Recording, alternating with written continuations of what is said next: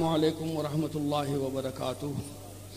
الحمد لولیہ والصلاة والسلام علی نبیہ وعلی آلہ واصحابہ وازواجہ وذریاتہ وعترتہ واہل بیتہ واولیاء امتہ وعلماء ملتہ وعلینا معہم ولہم وفیہم اجمعین۔ اما بعد، قال اللہ تعالی: قد جاءکم من اللہ نور وکتاب مبین۔ صدق اللہ العظیم وبلغنا رسولہ مولا النبی الکریم ونحن علی ذلک لمن الشاہدین والشاکرین والحمد للہ رب العالمین۔ ان اللہ وملائکتہ یصلون علی النبی یا ایھا الذین آمنوا صلوا علیہ وسلموا تسلیما۔ اللہم صل علی سیدنا مولانا محمد وعلی آل سیدنا مولانا محمد وبارک وسلم۔ صلاۃ و سلام علیک یا رسول اللہ وعلی آلک و اصحابک یا حبیب اللہ۔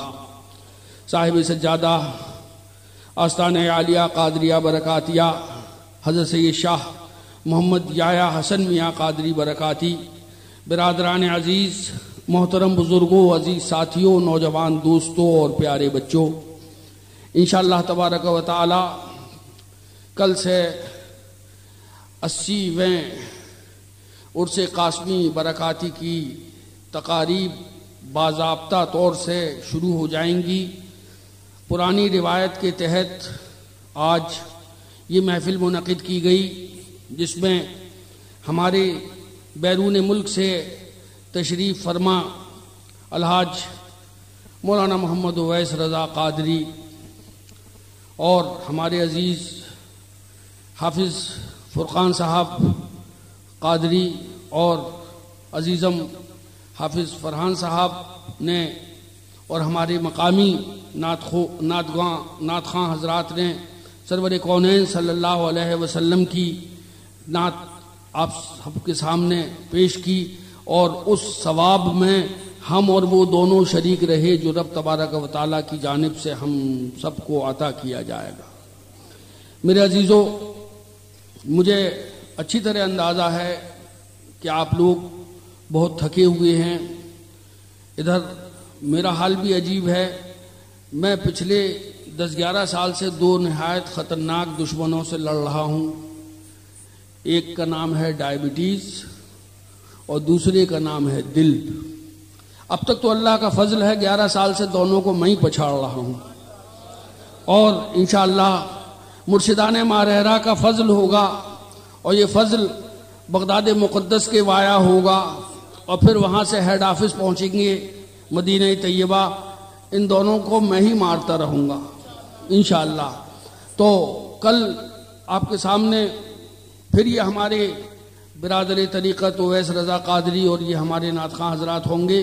جیسا کہ اویس قادری نے فرمایا، پچھلے 4 سال سے وہ عرس شریف کے موقع پر حاضر نہیں ہوئے، لہٰذا وہ ساری کسریں آپ پوری کریں گے، اور وہ بھی تہیہ کر کے آئے ہیں کہ وہ آپ کو اتنا سنائیں گے کہ آپ خوش ہو جائیں۔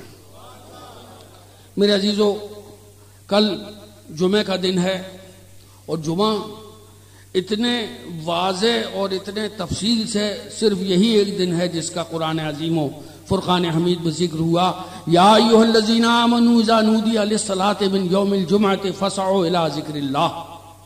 آپ نے دیکھا ہوگا وہ قرآن شریف، ابھی تو رمضان شریف گیا ہے، وہ بھی قرآن شریف پڑھتے تھے جو 11 مہینے ڈرتے تھے قرآن سے۔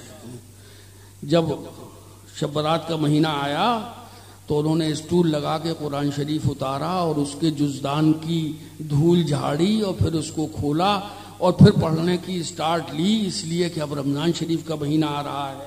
تو قرآن عظیم نے 2 طرح مخاطب کیا لوگوں کو، ایک تو یا ایھا الناس، اے لوگو، اور جب کہا یا ایھا الذین آمنو، اے ایمان والو، تو ہم آپ تو پانجے ماڑو ہیں، یعنی اپنے لوگ ہیں، اور خاص باتیں پانجے ماڑو کو بتائی جاتی ہیں، اور جنرل بات سب کو بتائی جاتی ہے۔ جو خاص بہترین معاملہ ہوتا ہے اس میں جو ہے اپنے لوگوں کو شریک کیا جاتا ہے۔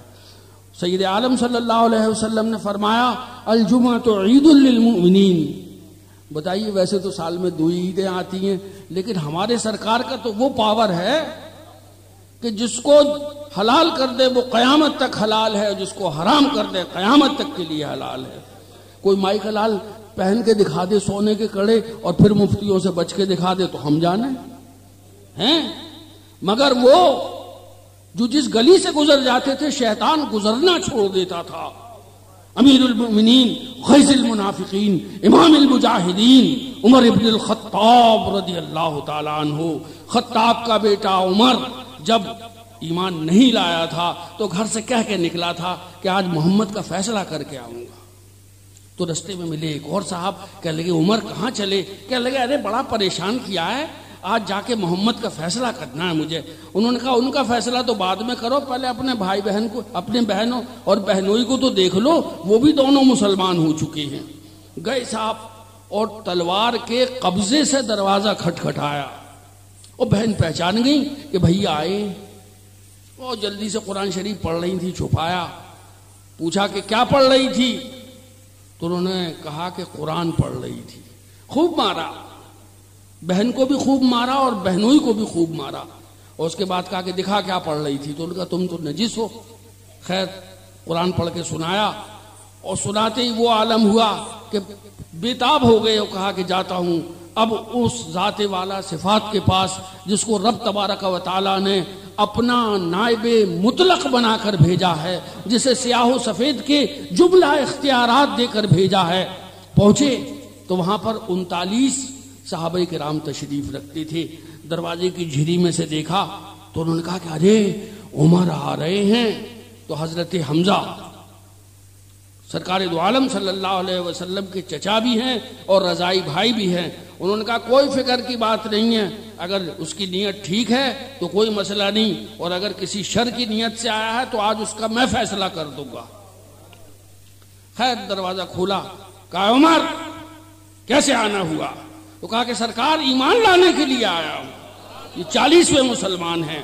تو جب قیصر و کسریٰ کے سونے کے کنگن آئے تو انہوں نے آواز لگوائی کہ ڈھونڈو وہ سراقہ کہاں ہیں، وہ حضرت سراقہ، بڑے دنوں سے میں انتظار میں تھا۔ خیر صاحب سراقہ کو اطلاع دی گئی کہ چلو خلیفۃ المسلمین نے یاد کیا ہے، اور خلیفۃ المسلمین کا یہ عالم کہ دریائے نیل ان سے ڈرتا تھا۔ ہر سال ایک لڑکی کی قربانی دی جاتی تھی، تب اس کا سیلاب روکا کرتا تھا۔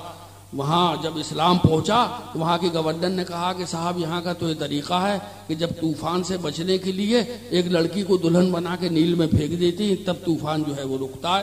تو ان کا اچھا، فوراً ایک خط لکھا کہ اللہ کے بندے عمر کے طرف سے نیل دریا کے نام، اگر تو اپنی مرضی سے بہتا ہے تو ہمیں تیرا بہنے کی اور تیرے پانی کی کوئی ضرورت نہیں، اور اگر اللہ کے حکم سے بہتا ہے تو ایسے ہی بہتا رہے۔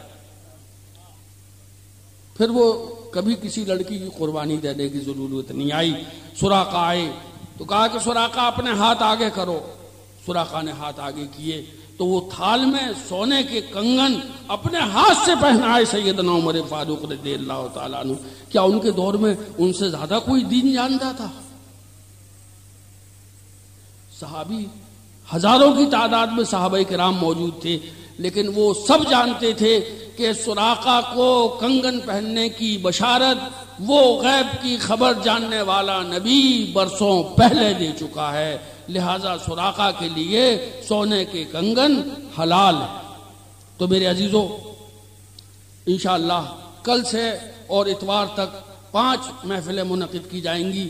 کل کا پروگرام یہ ہے کہ نماز فجر کے بعد وہ جو خاندانی حلقہ ذکر قادری ہوتا ہے صاحب البرکات کے روزے میں، اور انشاءاللہ ہمارے برادر طریقت خلیفہ خاندان برکات مولوی عبدالقدیر پھول محمد خان قادری برکاتی تشریف لے آئیں گے، اور ان کی نگرانی میں وہ حلقہ ذکر قادری ہوگا۔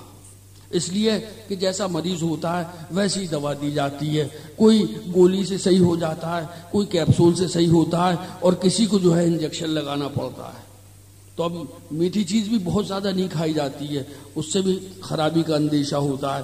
اس لیے جتنا ضروری ہے جس کے لیے ڈوز، وہ اتنا ہی ذکر کی بھی اجازت ہے۔ اور اس کے بعد طلوع آفتاب قرآن خوانی ہوگی اور اس کے بعد تھوڑی دیر کا وقفہ ہوگا تاکہ آپ لوگ چائے پانی سے فارغ ہو جائیں، اور اس کے بعد 9 بجے انشاءاللہ محفل پاک شروع کی جائے گی، جس میں نعت و منقبت کا سلسلہ ہوگا اور علماء کرام کے بیانات ہوں گے۔ آپ کو معلوم ہے کہ کل جمعہ ہے تو مسجد برکاتی میں 1:30 بجے انشاءاللہ نماز ہوگی، اور برابر میں جو مسجد ہے مسجد سرکار خرد وہاں 1:45 بجے، اور شہر کی ہمارے ہاں کئی مساجد میں جمعہ ہوتا ہے۔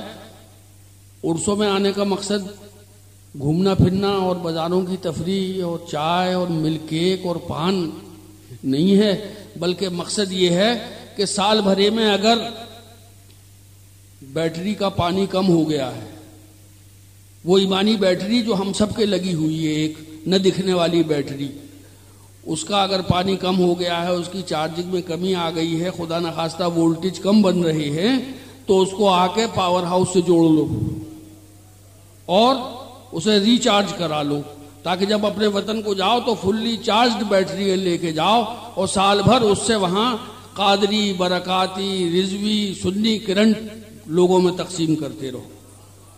اور انشاءاللہ پھر شام کو بھی محفل منعقد کی جائے گی، اور اس میں ہمارے جماعت کے اہم علماء کرام، مفتیان ذوی الاحترام اور مشائخ کرام تشریف لائیں گے، اور یہ پاکستان سے آئے ہوئے ہمارے مہمانان گرامی یہ نعت و منقبت سے آپ کے قلوب کو منور و مجلہ فرمائیں گے۔ اللہ تبارک و تعالی آپ کی حاضری کو قبول فرمائے، اور آپ سب کی تشریف آوری آپ سب کے حق میں اور ہمارے حق میں مبارک و مسعود ہو۔ اب میں فاتحہ عرض کروں اور دعا کروں۔